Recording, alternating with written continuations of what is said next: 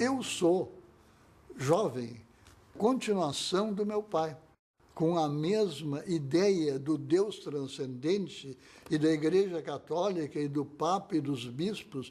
Com essa ideia eu sou educado. E eu vou ficando cada vez mais católico e aí fico jesuíta. Depois de fazer o estudo de humanidades aqui, eu vou fazer estudo de filosofia. Onde? Nos jesuítas de Pullach bei München, o centro intelectual da filosofia jesuítica na Europa.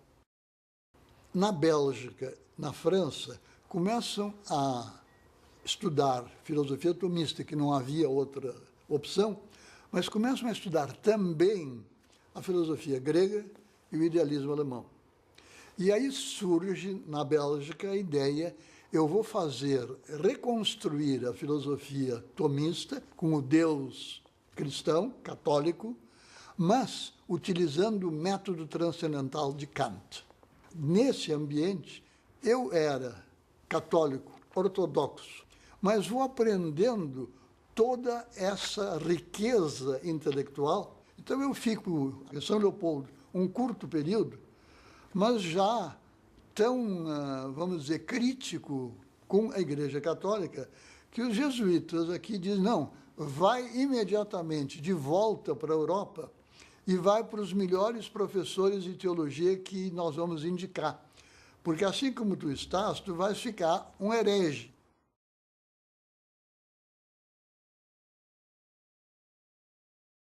Me mandaram para Innsbruck, porque em Innsbruck estava o mais importante teólogo católico do século XX, até hoje.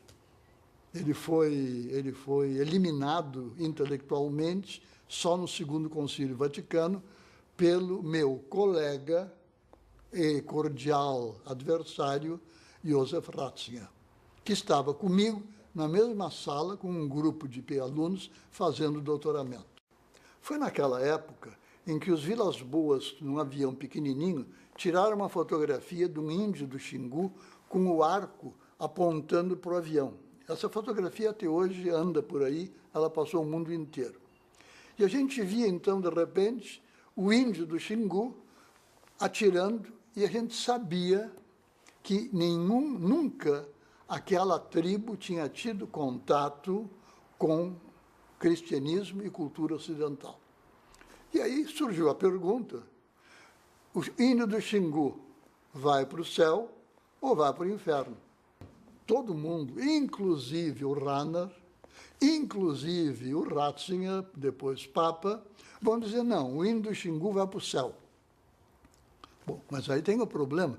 O índio do Xingu, para ir para o céu, tem que fazer parte da igreja.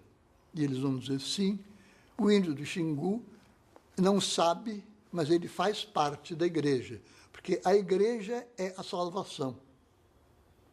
E aí, de repente, eu estou lá com os meus colegas e digo, mas então não é preciso estar conscientemente na igreja para ir para o céu. E, intelectualmente, disse, não, só posso fazer filosofia universalizante e a teologia é uma farsa.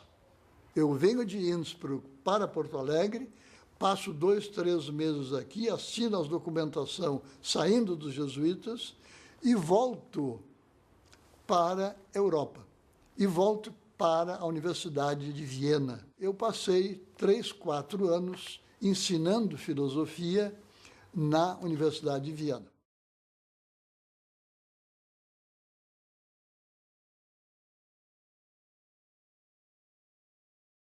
Eu encontro, durante esse meu período, a Maria. E ela está em Innsbruck e eu em Viena. E o pai dela disse, ela só pode casar depois de fazer o doutorado. Então, a Maria ficou em Innsbruck fazendo doutorado e eu dando aula em Viena. Nós casamos. Eu perguntei para a Maria, será que não era uma boa para nós dois sair da Áustria, voltar ao Brasil e trazer ao Brasil toda essa filosofia arejada, moderna, que está sendo feita na Europa? E aí, então, decidimos, vamos para o Brasil. sem envolvimento político, que, aliás, eu nunca tive. Eu faço concurso, fico professor assistente da Universidade Federal do Rio Grande do Sul, fico professor adjunto, e eu estou dando aula muito calmamente, e recebo um telefonema para me apresentar no DOPS. Vamos agora identificá-lo. Então, Carlos Roberto Velho Seno Lima, endereço, CPF, pai e mãe. Depois de identificar, continua. Confessa, 2 pontos. Digo, confessa o quê? Vamos agora fazer ponto por ponto. Confessa, 2 pontos. Que estudou filosofia em Munique e fez mestrado. 2. Que fez teologia em Innsbruck. 3. Que recebeu o diploma de filosofia. Mas o que tem isso? É confissão. Continua. Confessa que fez concurso. Confesso. Confessa que durante o seu concurso os estudantes invadiram a reitoria da universidade. Confesso. Confessa que o senhor e a banca foram levados por uma escada Magiros pela polícia de choque para sair da universidade e ser levado para o Instituto de Belas Artes, onde então o concurso foi encerrado. Eu digo, confesso. O senhor estava dirigindo esses estudantes? Não. O senhor sabe quem é que estava dirigindo? Não. Então o senhor entrou nessa de gaiato. Eu digo, confesso que entrei nessa de gaiato, não tinha nada a ver com isso. E pego a minha assinatura e a minha assinatura desaparece, o documento desaparece. Eu volto para a universidade, aprovado na livre-docência, professor extraordinário, e penso que o assunto terminou.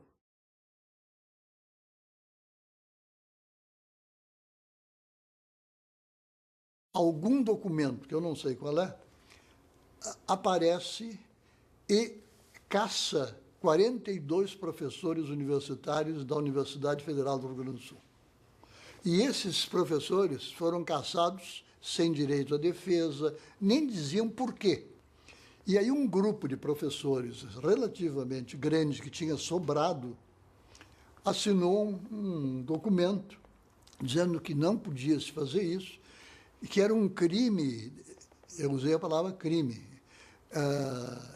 um crime fazer a demissão desses professores sem a menor defesa, sem a menor fundamentação, e eu assinei junto com uns 20 ou 30 professores.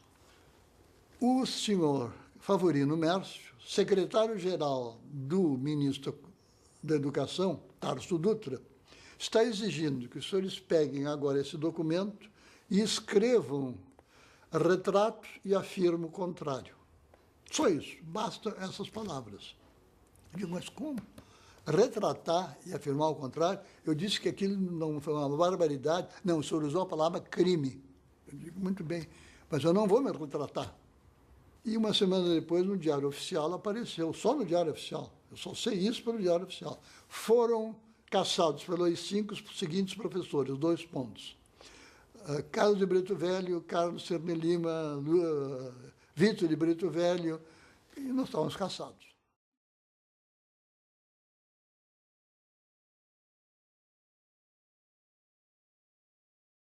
Mas como eu tinha feito o curso de administração lá em Viena, eu tirei do meu currículo tudo que eu tinha de filosofia e deixei aquela parte de 4 anos em que eu dava aula em Viena, mas ganhava muito pouco. Mas eu trabalhava como mão direita de um consultor internacional que era um dos principais consultores da British Petroleum. 2 semanas depois, eu estava empregado no Banco Nacional do Comércio. Eu recebi como tarefa um dos grandes abacaxis que havia para o Banco Nacional do Comércio, para o Banco do Estado do Rio Grande do Sul e para o Sul Banco. E os 3 bancos estavam encrencados porque tinham dado empréstimos grandes para uma empresa de café solúvel que quebrou. E nós conseguimos descobrir que tinham cometido um erro, engano ou roubalheira de 40 milhões de dólares que tinham desaparecido. O Banco Central não erra e o senhor tem que assinar assim como está. Eu digo, mas e os 40 milhões? Ou o senhor assina ou o senhor vai para a cadeia. Fiz uma carta de demissão dizendo que o balanço estava errado ou fraudado na ordem de 40 milhões, que eu não podia assinar isso, que isso era fraude contábil. Saímos de São Paulo e nós dissemos, nós vamos para os lugares mais improváveis que tenha. E fomos esperando, e de repente aparece no jornal um balanço do mínimo errado ou fraudado. O ministro Delfim Neto, o ministro Reis Veloso, perceberam que, além de ter vontade boa, inteligência boa, eu não era dobrável. E eles precisavam de gente que consertasse coisas que eles tinham. E cheguei à Rua do Ouvidor, onde era a sede do Diners Club do Brasil. Os erros e fraudes do Diners nunca chegavam ao fim. E aí eu comecei a ver de onde é que o dinheiro desaparecia. Recebo uma visita do chefe do Departamento de Processamento de Dados, um menino bem jovem, que vem com 5 ou 6 outros. E quem é que está fazendo os erros? Nós. E esses erros não são erros, são programados. E são mais de 500 programas. Eu digo, muito bem. E tem conserto? Não. A não ser que o senhor pague, aí nós consertamos. Uma semana ou duas nós consertamos. Aí eu falo para os meus 2 colegas, os senhores ouviram isso? Ouviram. Eu voltei, o senhor confirma? Confirma. Eu digo, voltei para os meus 2 colegas. Os senhores estão presos.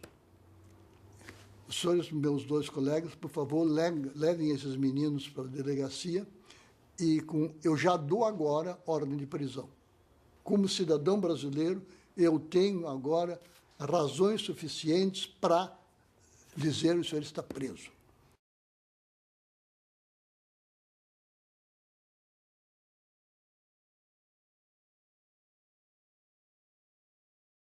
O que é uma empresa? Uma empresa é quase um ser vivo. Então, eu tenho uma quantidade de indivíduos humanos que estão organizados de uma determinada forma e eu tenho que agora olhar se essa organização é benéfica ou ela é maléfica, se autodestrói. Se a organização se autodestrói, desaparece a empresa, o grupo, o clube. Se ela cresce, se desenvolve e para os membros e ela mesma é boa, nós vamos então ter o quê? Nós vamos ter uma pluralidade ordenada. E essa pluralidade ordenada é um dos símbolos do judô. Shio-gyo, em japonês. E o meu professor de judô era um nome típico, Teruo Obata.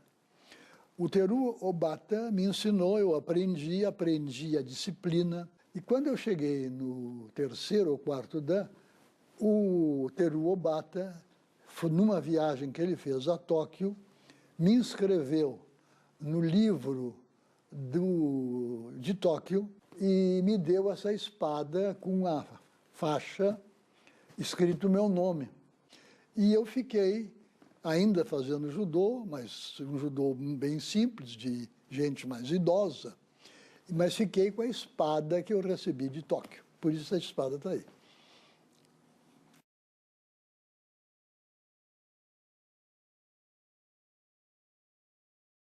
Em 1979, eu recebo uma carta do reitor da Universidade do Rio Grande do Sul, URGS, me convidando para retornar à universidade, já que, em fim de 79, tinha havido anistia para todos os professores cassados e ele queria me convidar para reassumir o meu cargo de professor extraordinário, mas na função de professor catedrático, porque não havia catedrático lá na URGS. O Stein foi anistiado também, e o Stein e eu nos reunimos e começamos a dizer, bom, vamos começar a estaca zero.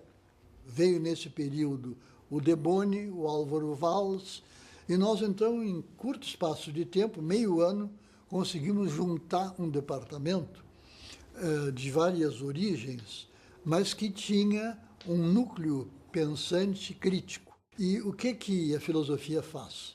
A filosofia está procurando, em todos esses lugares, o primeiro princípio. E o primeiro princípio, a partir do primeiro princípio, a gente tem que, então, construir a rede, que é a rede do universo, do mundo. E, no começo, a minha pergunta foi, tanto para o filósofo, como para, depois, o administrador, quais são os princípios que dão essa unidade. E o primeiro grande filósofo que vai fazer isso se chama Baruch Spinoza. Ele sentou lá e disse, não, o universo inteiro é Deus, e Deus é o universo. Deus sive natura, Deus, ou seja, a natureza.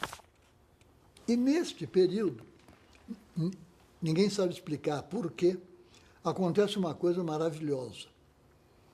Todos os grandes pensadores alemães ficam espinosistas. E quem diz essa frase, não sou eu, é Wolfgang Goethe.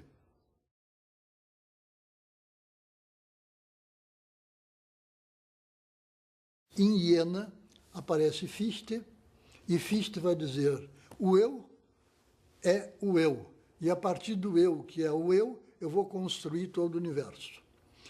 E a ideia que em Spinoza está insinuada, mas não está dita. Em Fichte está dita e expressa. Fichte queria deduzir toda a pluralidade do universo e do conhecimento a partir da frase o eu põe o eu é o eu. Aí ele faz, cada ano, cada 2 anos, uma nova tentativa de fazer o grande princípio e a teoria de todas as teorias. E ele fracassa. Todas as vezes que ele tenta, ele fracassa. E tem um jovem colega que se chama Schelling, também na Universidade de Iena. E Schelling começa a fazer a mesma coisa, mas o problema é que tu começaste com o eu sou eu. Eu vou começar diferente. O objeto é o objeto. Tudo é o objeto, inclusive o eu é um objeto. Então ele começa, o começo é o objeto. O objeto é o objeto. Só que ele continua com aquela ideia de, a partir desta frase, deduzir todas as proposições de todas as ciências. E claro que não consegue. E aí surge, desse contexto, um outro pensador que vai se chamar Friedrich Wilhelm Hegel. A ciência da lógica de Hegel começa com a seguinte frase, o ser e o nada. São 2 conceitos que se opõem e estão opostos, um definindo o outro, por negação. Só que na hora que eu pego os 2 e vejo que não é negação, mas eu junto os 2, eu tenho o devir. O devir é exatamente a conciliação, a síntese do ser e do nada. E Schelling senta e diz, está tudo errado. Todo o sistema de Hegel, mas também o meu, e o de Fichte, e o de Spinoza, tem um grande defeito, que é o necessitarismo, tudo é necessário. O mundo é totalmente lógico e não há, como na matemática, e não há espaço para contingência.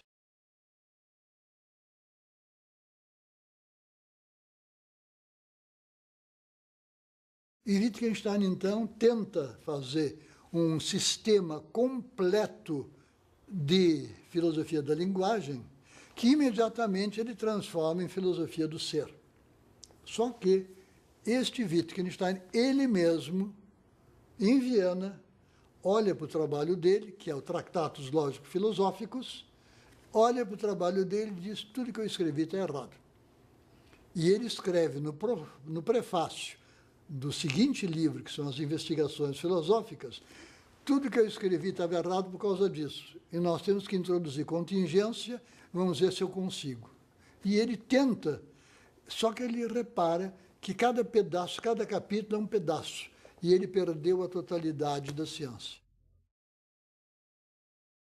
Heidegger agora vai tentar fazer um sistema, mas é um sistema que contém lugares para contingência. Esse é o plano de Heidegger. Só que acontece com Heidegger o que aconteceu com Fichte e com Schelling. Ele escreve o primeiro volume e não consegue escrever o segundo volume, em que ele faz a parte construtiva positiva. Os autores americanos, todos eles, partem, por um lado, da fenomenologia, por outro lado, do segundo Wittgenstein. E tem o fracionamento sem ter a unidade. E ninguém nos Estados Unidos consegue fazer de novo a unidade, aquele projeto do idealismo alemão.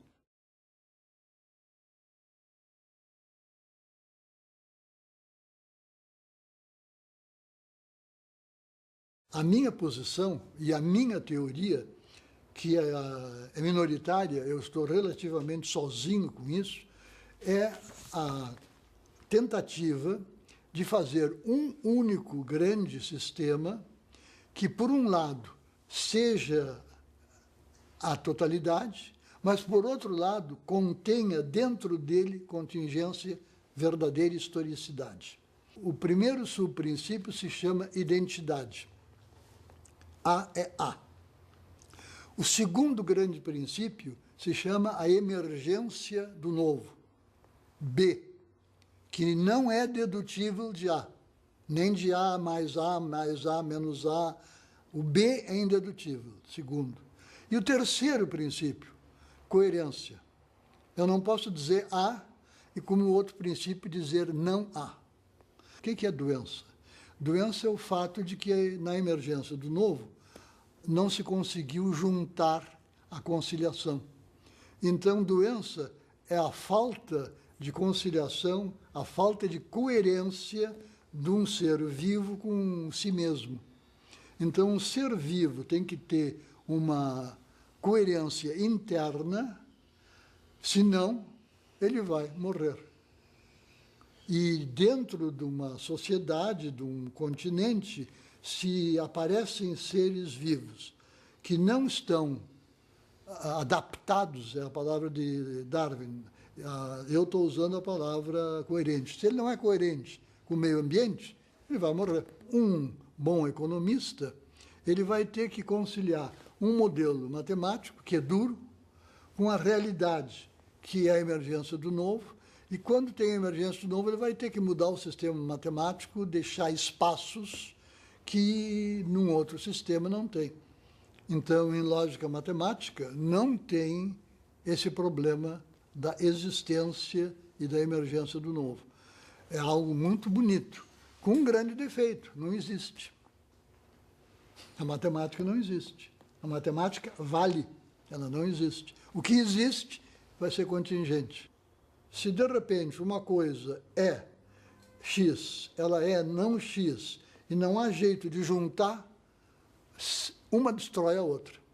Mas se eu consigo juntar, aí eu estou criando algo de novo. Emerge algo de novo que é coerente. E essa coerência é aquilo que nós temos quando, como homens, falamos um com o outro. Nós somos diferentes, nós temos ideias que são idênticas, temos diferenças e temos agora no diálogo uma construção de algo que é ao mesmo tempo unidade e diferença. Pressupõe a harmonia que não seja identidade pura, matemática, que não seja desordem total da emergência do novo, e sim, exatamente, a conciliação dos dois.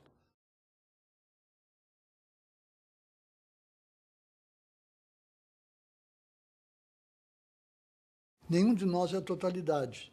Nós amamos a totalidade, mas nós não somos a totalidade. E por isso a gente morre. Agora, morre e não morre, porque nós somos tudo. Então, o que pode acontecer é que a gente deixe de ser o que a gente é, individual, e volte a ser aquela totalidade que é o mundo. E isso é a imortalidade da alma. E eu sou um pedaço desse universo.